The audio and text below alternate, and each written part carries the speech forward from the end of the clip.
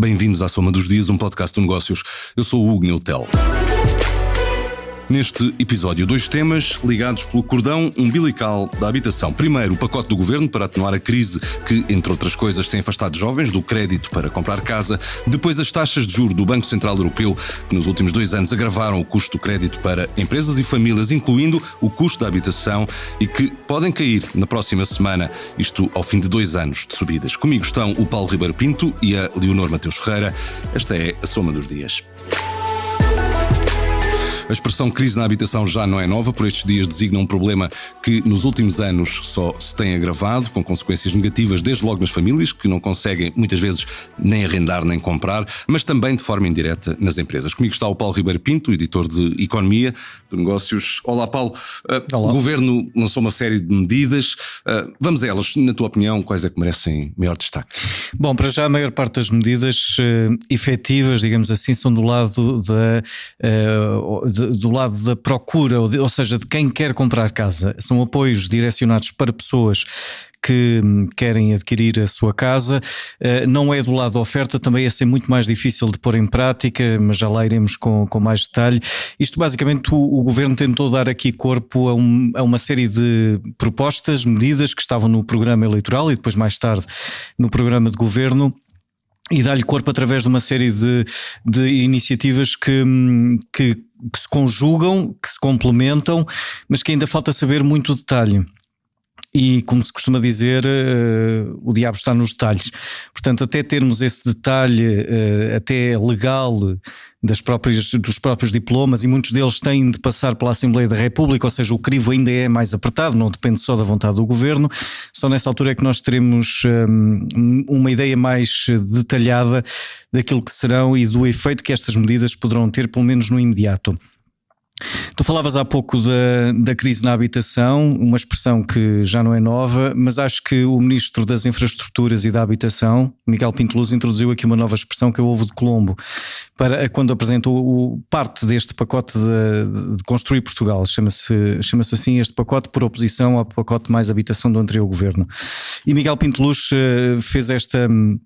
utilizou esta expressão do ovo de Colombo porque ele diz que tem aqui a chave daquilo que será a resolução de boa parte dos problemas do que é a falta de habitação em Portugal, e quer dar grande destaque sobretudo às autarquias, que terão aqui um papel chave na disponibilização desses imóveis, sobretudo quando estamos a falar de imóveis do Estado.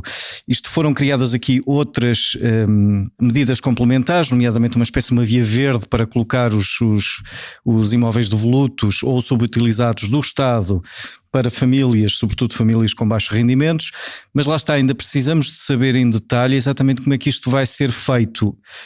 Precisamos de saber, por exemplo, outras questões mais fiscais, que também têm o problema de passar pela Assembleia da República, mas de facto há aqui várias coisas que os detalhes é que vão dizer exatamente o que é que estas propostas e estas medidas em concreto vão fazer. Sendo que algumas, como de resto já sublinhaste, não dependem só da vontade do Governo. Estou a pensar, por exemplo, no caso da garantia pública, tem mesmo que ir a Frankfurt, ao BCE, não basta até nas instâncias portuguesas. Ou seja, não depende, de facto há aqui muita coisa que não depende da vontade do Governo. O Governo pode ter aqui o pacote mais extraordinário de resposta à crise na habitação, mas sendo um Governo minoritário e precisando da intervenção ou da aprovação de outras instâncias, como é o caso do Banco Central, a ação do Governo fica bastante mais limitada daquilo que poderíamos eventualmente no início pensar. E do ponto de vista fiscal? Ora, do ponto de vista fiscal, essa será porventura a tarefa mais difícil do Governo, porque qualquer alteração à legislação fiscal implica que todas as propostas de lei, neste caso, passem pela Assembleia da República. Estamos a falar do IRS, do IMT, portanto qualquer uma destas alterações, em algumas destas tributações, tem de passar obrigatoriamente pela Assembleia da República, que é a entidade competente para fazer alterações ou propor novos impostos ou reduzir impostos já existentes. E aqui nós já temos visto, aliás, nas últimas semanas com o IRS, a confusão e andar para trás e para a frente com negociações ou mais ou menos negociações entre o PSD e os restantes partidos da oposição, porque a proposta que o Governo apresentou inicial, a proposta de lei, ficou praticamente esvaziada e, portanto, só por aqui já temos uma ideia daquilo que será negociar alterações fiscais no Parlamento. Indo a medidas concretas que o Governo pretendia implementar, as primeiras de facto foram fiscais, a isenção do IMT para imóveis até 366 mil euros, a isenção do imposto de selo e de emolumentos na compra da primeira habitação. Tudo isto foram medidas já anunciadas, mais uma vez ainda sem o detalhe necessário para nós avaliarmos até a extensão do impacto destas iniciativas. Há também outras duas de apoio à mobilidade, uma em relação às mais-valias da venda de casa de morada de família, outra no IRS para trabalhadores deslocados que tenham de arrendar casa. Esta é uma novidade, ainda não existia esta de apoiar as pessoas que são obrigadas a deslocar-se a mais de 100 km, tiverem uma casa onde habitam normalmente e tiverem que arrendar uma ou outra no local onde vão trabalhar, podem usar e decidirem arrendar a primeira, podem usar abater essa parte desse rendimento no IRS e, portanto, pagar menos IRS e não ter esse agravamento no imposto. Também as mais-valias da venda de habitação deverá passar de apenas 12 meses a utilização e o benefício fiscal pode passar de 12 para 12 meses em vez dos 24 atualmente previstos na lei. Tudo isto são medidas que de facto precisam do detalhe e precisam de passar no crivo da Assembleia da República. E depois há a questão que é sempre polémica, seja qual for a medida que se toma nesta área do alojamento local. Essa foi porventura aquela medida que a AD, na altura, quando estávamos em fase de campanha eleitoral e pré-campanha eleitoral, mais rapidamente colocou em cima da mesa, que é acabar com a polémica contribuição extraordinária sobre o alojamento local. Esta contribuição teve uma vida muito, muito curta. Ela foi aprovada e foi no ano passado, foi regulamentada no final, se não estou em erro e não quero falhar na data, mas terá sido a 20 e tal de dezembro de 2023 que foi regulamentada a parte de como é que era calculada a taxa extraordinária do alojamento local e, portanto, entrou em vigor no dia 1 de janeiro e acaba agora. E, na verdade, os proprietários acabam por não pagar nada, iam pagar em junho, iam pagar no final do primeiro semestre. Acaba por não ter efeito nenhum. Obviamente que isto ainda precisa de ser aprovado, mas este é um daqueles casos em que não precisa da Assembleia da República, portanto basta o Governo decidir que acaba esta contribuição e, portanto, ela desaparece. Mas também há outros casos, outras polémicas, como o arrendamento coercivo que vinha do pacote Mais Habitação. Esse também é um caso em que o Governo logo imediatamente disse que ia acabar e ia revogar esta medida. Na altura da campanha eleitoral, a AD, Luís Montenegro, cabeça de lista da AD, dizia que era uma medida que era contra a propriedade privada. É esse o argumento utilizado agora quando o Governo aprova esta medida em Conselho de Ministros. Portanto, é um ataque à propriedade privada que impede que haja mais casas no mercado. Portanto, toda essa justificação é dada novamente quando se fala agora da revogação do arrendamento coercivo, que era uma das propostas, talvez a proposta mais polémica do pacote Mais Habitação do anterior governo e que na altura foi apresentada como sendo uma das medidas que poderia resolver o problema da escassez de casas no mercado de arrendamento. Em todo caso, e como dizia há pouco, é sempre de salientar que boa parte destas medidas tem de passar pelo crivo do Parlamento, ou porque são matérias fiscais ou porque se trata de revogações de uma lei que já está em vigor do Mais Habitação, como é o caso desta do arrendamento coercivo, que tenho dúvidas que não passe na Assembleia da República. Acho que boa parte dos partidos que neste momento a boa parte da direita, ou seja, PSD, CDS, Chega, Iniciativa Liberal, eram críticos da medida. Críticas, portanto rapidamente esta medida tem luz verde, mas em todo caso é preciso esperar por essa fase de discussão no Parlamento e é preciso esperar pela fase em que vamos conhecer em detalhe todas estas medidas, que ainda não temos essa informação. Paulo Ribeiro Pinto e as medidas do Governo para a habitação. E agora as taxas de juro do Banco Central Europeu.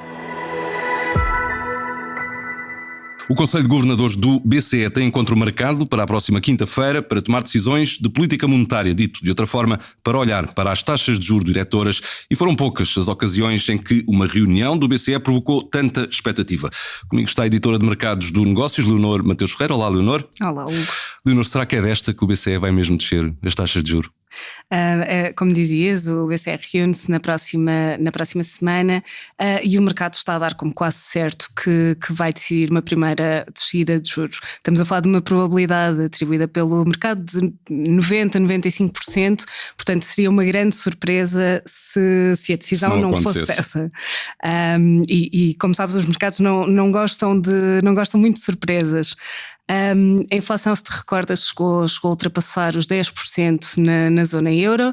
A meta do BCE é 2%, ainda não estamos nesse nível, mas estamos num sentido descendente. Estamos a falar de uma inflação já abaixo de 2,5%, que é visto como suficiente para uma inversão do caminho que foi feito nos últimos 2 anos. A Presidente Christine Lagarde nunca se quis comprometer com uma data propriamente, mas o que os sinais indicam neste momento é que será agora o primeiro corte de juros. Trabalhamos com dados, é uma das frases mais ditas por Christine Lagarde para tomar decisões momento a momento. Tem sido o moto do BCE nos últimos meses, tem sido esse, o olhar para os dados. A dimensão do corte, o que é esperado são 25 pontos base, portanto não é uma dimensão muito grande, mas é uma inversão daquilo que foi o caminho nos últimos anos. Portanto, estamos a falar de um ciclo de subidas que começou em julho de 2022, que foram 10 aumentos ao longo de mais ou menos 1 ano e meio, porque o último foi em setembro. Depois disso tem estado em pausa, e no total 450 pontos base. Portanto, há aqui muito caminho para percorrer. Para teres uma noção, a taxa mais importante neste momento, a que é aplicável aos depósitos dos bancos junto do BCE, passou de negativa, de menos 0,5% para os atuais 4%. E, portanto, se a descida de facto acontecer, como se presume, como o mercado espera que aconteça, será que podemos esperar que isto marque o início de uma tendência, ou isto já é otimismo a mais? Isso já não é tão certo. Como dizia, o mercado está muito confiante num corte agora em junho. O que vai acontecer no resto do ano já não há tantas certezas. Ou seja, se isto é um primeiro corte e depois haverá uma pausa para deixar ainda a reação na inflação continuar, porque os juros vão continuar altos, não é? Ou se inicia aqui um ciclo de várias descidas consecutivas. Temos, por exemplo, há poucos dias o economista-chefe do BCE, que é quem na realidade apresenta aos governadores o outlook e acaba por fazer também uma proposta, dizia numa entrevista que a menos que houvesse alguma surpresa, que os dados que há neste momento são suficientes para avançar, mas sublinhou que os juros se vão manter num terreno de restrição, portanto que se vão manter elevados. Depois, por outro lado, os governadores têm aliás têm falado muito publicamente esta semana, antes incluindo de se dirigirem para Frankfurt, e temos o governador de França, por exemplo, a defender um corte em junho e outro logo a seguir em julho. Isto é normal, que haja alguma discordância dentro do Conselho do BCE, portanto são 26 membros, na sua maioria governadores dos seus países, onde as decisões têm impactos diferentes, portanto é relativamente natural que haja alguma discordância. Como dizias, o próprio governador do Banco de Portugal já o disse, não é? Já foi contrário ao que era o consenso do grupo, e já agora eles não votam todos em todas as reuniões, portanto há um sistema rotativo de votações. Mário Centeno vai fazê-lo agora nesta próxima reunião, portanto não é uma questão problemática que alguns considerem que deve haver mais cortes de juros do que outros. No final das contas, o que importa são os dados. O BCE tem frisado isso, que cada decisão é tomada reunião a reunião, consoante os dados que vão sendo recebidos mês a mês. E, por exemplo, desta vez é possível que Christine Lagarde venha destacar uma aceleração, mesmo que ligeira, no primeiro trimestre do que são as negociações salariais. Mesmo os próprios dados para que o BCE está a olhar vão variando ao longo do tempo. Como te recordas, no início da guerra estávamos muito preocupados com os preços da energia, com a crise energética. Agora já estamos a olhar para outros fatores, como por exemplo este que falava das negociações salariais. E na prática, o que é que isto pode significar para as famílias? O que o BCE nos diz é que deixar a inflação correr teria consequências mais gravosas para as famílias do que subir os juros, que é o instrumento mais tradicional da política monetária para travar aqui a inflação. Mas a realidade é que as famílias na zona euro sofreram, por via do crédito da casa, os impactos desta subida de juros. Ainda mais em Portugal, onde o mercado de crédito está muito exposto a taxas variáveis. 80% do estoque de crédito são a taxas variáveis, portanto, mesmo com a inversão que houve no ano passado, continua a ser dominante. E uma inversão deverá agora também fazer-se sentir por via de um alívio no que são as prestações da casa. Mas talvez não tanto ou não tão rapidamente como as pessoas gostariam. É que quando trabalhamos aqui um bocadinho por antecipação, sendo um corte de juros já esperado, a realidade é que as Euribor também já estão a cair. As Euribor são fixadas pela média do custo que os bancos da zona euro emprestam dinheiro entre si. Entre si, uns aos outros. Exatamente, no mercado interbancário, e depois serve de indexante para o cálculo da prestação da casa, do crédito da casa. E este valor também já está a descer. Portanto, por exemplo, no caso dos 6 meses, que é dominante em Portugal, está neste momento em torno de 3,75%. Isto é o valor mais baixo em quase um ano. Portanto, já vemos aqui uma reação do que é a decisão esperada do BCE. Se olharmos para o mercado de futuros, que nos permite perceber aqui um bocadinho qual é a expectativa dos bancos, lá está, do valor a que vão emprestar entre si, vemos um gráfico a descer, a expectativa é de descida, mas de forma muito gradual. O valor mais baixo que nos aparece, e com um grande grau de incerteza, porque é já a médio prazo, é abaixo de 2,5% dentro de 4 anos. Portanto, estamos aqui a falar de movimentos muito graduais. E depois há o reverso da medalha, tal como as Euribor já estão a descer também. Por exemplo, os juros a que os bancos remuneram os depósitos já estão a descer, ou os certificados estão, aliás, os juros dos depósitos estão a descer já há 3 meses. Portanto, é possível que este movimento continue. Os certificados que foram tão atrativos quando as Euribor começaram a subir, agora também sofrerão o movimento inverso, caso sejam atingidos ali os patamares máximos de remuneração dos certificados. Portanto, tudo o que sentimos, quer para o bem, quer para o mal, com a subida de juros, agora vamos sentir o contrário com a descida. É expectável que seja mais gradual. Leonor Mateus Ferreira e as taxas de juros do Banco Central Europeu. Obrigado, Leonor. Obrigado, Paulo. Assim terminamos mais um episódio da Soma dos Dias. Marcamos encontros para de hoje a 8, porque há sempre histórias para contar. Obrigado por ouvir. Até lá.